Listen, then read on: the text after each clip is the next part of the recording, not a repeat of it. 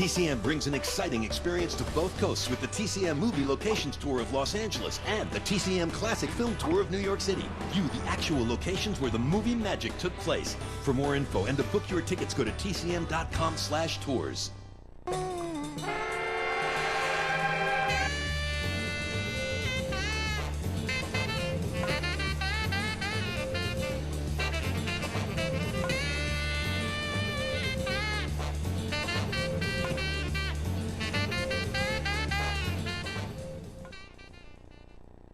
Hey everybody, I'm Ben Mankiewicz. We're in the middle of this month's TCM Spotlight series, focusing on 5 American directors who signed up to make films to advance the war effort during World War II.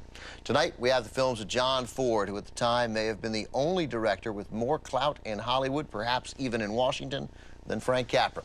My guest each Tuesday night this month is author and film historian Mark Harris. His book, 5 Came Back, details the wartime experiences of those 5 directors. Welcome back, Mark. Thanks for having me. Up next, a breakthrough documentary John Ford directed for the U.S. Navy from 1942, The Battle of Midway. Fair to say that Ford was the only rival to Capra in terms of influence among these Hollywood directors? Definitely. I mean, Capra was known as the big moneymaker, and Ford, by the time World War II started, even though we think of him as, you know, a director of great westerns first, probably, at that time was known as kind of the great social conscience of American filmmaking because of things like How Green Was My Valley and The Grapes of Wrath. So how did he capture combat in the Battle of Midway? Because he didn't even know where he was going. They literally grabbed him and said, get on a plane. Right. Ford was put on a Navy transport and told that he was being taken to a remote location in the Pacific. He hadn't made a real wartime documentary yet, and he assumed that he was maybe going to be asked to make a movie about life at a remote outpost, and then was told that a Japanese attack was imminent, that the Navy knew about it and was prepared, and that Ford's job was going to be to go up onto the roof of a power station and film Japanese enemy planes as they flew in overhead for the start of combat. Back up a second.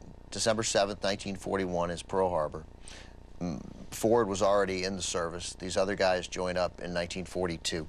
They'd come out of the studio system where there's a clear manner of doing things. Frequently, they'd get there, they'd have guys, but they were struggling to get equipment, and there were no rules for how this was done. There was the exact opposite of a studio structure for getting films made.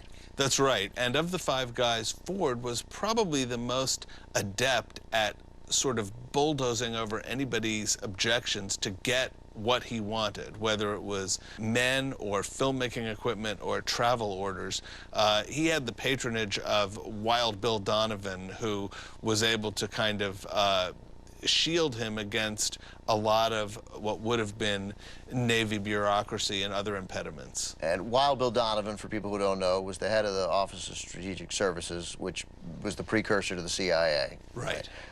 And also who had FDR's ear, very much so. Ford had Donovan's ear, and Donovan had FDR's ear. Ford was able to do what he wanted in the war in terms of getting into the middle of combat, which is something he really was eager to do before any of the other filmmakers were. And he was in combat here at Midway. What happened? Well, the footage that Ford shot, as you'll see, is really remarkable, and he shot until a piece of shrapnel knocked the camera loose from his hands. And one of the amazing things that Ford did in this movie was to keep that in. You see in the Battle of Midway the film jump its sprockets, which is a mistake in a way that up until that time any other filmmaker would have instantly had taken out of his movie as unusable. Ford knew how valuable that footage was, how it conveyed a kind of realism and kept it in. And the impact of this movie is really hard to overstate. It's very short, so it showed before the main feature in 3/4 of all U.S. theaters. It was the first time that American homefront audiences got to see actual World War II combat involving American troops. It was the first time they saw the war in color, and it was the first time that Americans saw a win. So you really can't overstate the effect that this movie had on morale. All right, Mark. Thank you.